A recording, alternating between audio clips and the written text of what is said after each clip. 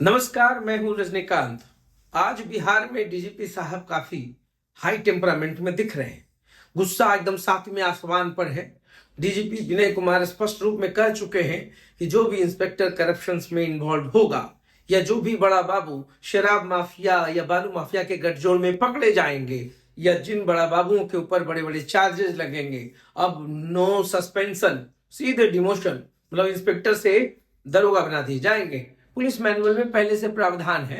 DGP Vinay Kumar ने स्पष्ट रूप से कहा है। आखिर इतना गुस्सा में काहे हैं हुजूर? कुछ तो बात है। डीजीपी को शिकायतें बहुत मिल रही थी, दरोगा हो या इंस्पेक्टर हो, पुलिस की बदमिजाजी का, घुसखोरी का, दारू और बालू माफिया के सटगांठ का। और ये साठगांठ जो है, जिसको हम सटगांठ कह दिए, एक्चुअली में साठगांठ की बात कर रहे थे हम। इंस्पेक्टर साहब का साठगांठ, दरोगा जी का साठगांठ। तो मतलब इंस्पेक्टर तो दरोगा होगा, दरोगा जो होंगे वो एएसआई होंगे, एएसआई जो होंगे सिपाही होंगे। मगर अभी तक जो मैनुअल का हवाला दिया जा रहा है उसमें इंस्पेक्टर साहब के डिमोशंस की बात की जाती है। मगर हमको लग रहा है कि हो सकता है ऐसे ही एक एक रैंक नीचे घसका दिया जाएगा। क्या कीजिएगा, पूरे बिहार में जो चीजों को दुरुस्त करना है वो है मैन पावर। क्षमता उतनी नहीं है। आधी पुलिस को तो वीवीआईपी जय हिंद करने में लगा दिया जाता है। साहब आएंगे, सैल्यूट मारना है, वीवीआईपी मूवमेंट है, पूरे पुलिस फोर्स को वहां तैनात कर देना है। कुछ भी हो, अगर ईंटा चले तो पुलिस चाहिए, अगर बालू गिरे तो पुलिस चाहिए, एक्सीडेंट में तो पुलिस चाहिए, अनुसंधान में तो पुलिस चाहिए, हर जगह पुलिस चाहिए। मगर मैन पावर कम है। तो बहुत सारी बातें हैं। जो मेन रिसोर्स है, जो बढ़िया सोर्स है, उसको बहुत ही अच्छे तरीके से एग्जीक्यूट करने की जरूरत है। क्षमता है बिहार पुलिस में, और बिहार पुलिस ने साबित भी किया है, पग पग पे किया अपनी बहादुरी के लिए, 24 घंटे से अधिक ड्यूटी करने के लिए, रात दिन सड़कों पर खड़े होने के लिए, धूप हो, बरसात हो या ठंड हो, पुलिस तो है साहब, 24 घंटे है हमारी निगरानी में। गड़बड़ा कहां रहा? हाकिम को यह समझना होगा।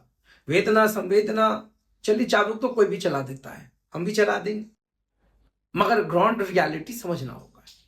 कुछ चीजें हैं, अगर डीजीपी साहब को अच्छा लगे, हालांकि उनको अच्छा नहीं लगेगा क्योंकि बात बहुत ही प्रोडक्टिव है। जितने भी महिला फोर्सेस हैं, जितने भी महिला अधिकारी हैं, जिनकी भी ड्यूटी लगती है, जहां भी लगती है, मेरे हिसाब से उनके लिए पानी और चलन शौचालय का तो उपलब्धता जरूर होनी चाहिए। उनके नाश्ते का ख्याल, उनके खाने का ख्याल, उनके टाइमिंग का ख्याल। After all we all are a human being, rest सब कुछ चाहिए। अनुसंधान के लिए बना है, ये इंस्पेक्टर साहब के नीचे जो एक होंगे वो अनुसंधान करेंगे, मगर ऐसा फिजिबल नहीं हो पा रहा है।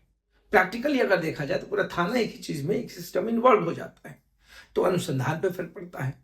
और गलतियां कहां पे होती हैं वो समझना पड़ेगा। चाहे आईओ हो, चाहे डीएसपी हो, चाहे कोई भी, 4 लोगों की गवाही थाने में ला करके लिख ली जाती है, मामला तो ऑन द स्पॉट जाने पर ही क्लियर होता है। तो जो 4 सगे संबंधी चले आते हैं गवाही देने, उस पर थोड़ा सा रोक लगना चाहिए, क्योंकि नेचुरली जब हम अपने पक्ष के गवाह को लाएंगे तो हमारे ही पक्ष से बोलेंगे। तो ऐसी बहुत सारी अब मेरे ख्याल से सिस्टम में है। थोड़ा सा मेंटली पीस, रिलैक्स, मेडिटेशन, ये तमाम चीजें चाहिए। थोड़ा सा व्यायाम हो जाए, पुलिसकर्मियों के साथ थोड़ा सा फिटनेस चेक कर लिया जाए। ऐसी बहुत सारी चीजें हैं जो बिहार पुलिस में मुझे दिखती हैं। और चूंकि सभी के साथ मैं बैठता हूं, पत्रकारिता है तो भाई सबसे मेरे संबंध है, सबकी परेशानी समझता हूं। आधे लोग तो बीपी शुगर के पेशेंट हो चुके हैं, तो उनके लिए time to time medical checkup होना चाहिए, उनका भी ख्याल रखना चाहिए। और जो घुसखोर है उनका डिमोशन कीजिएगा, अच्छा तो रहेगा।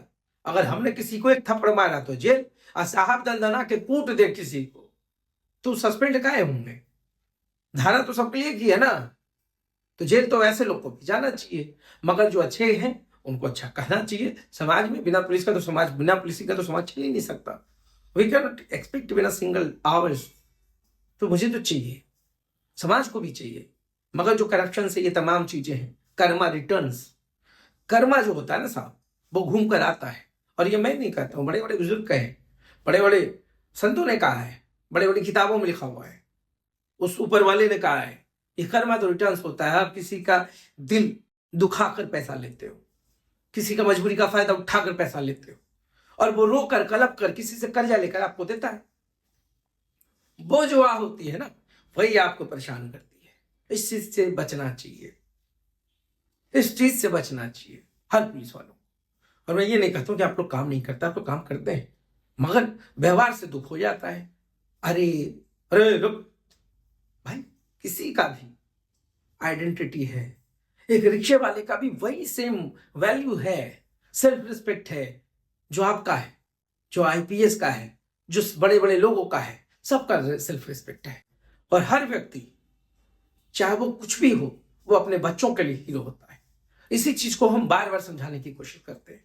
पुलिसिंग अच्छी है, मैं ये नहीं कहता वो सारे लोग करप्ट हैं, अगर ऐसा होता तो बिहार नहीं चलता, मगर बहुत सारी चीज पे डीजीपी का फरमान है, मुझे अच्छा लगा, स्वागत योग्य है, होना चाहिए।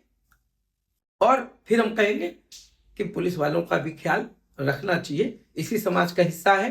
तो देखते रहिए साथ, बहुत बहुत धन्यवाद।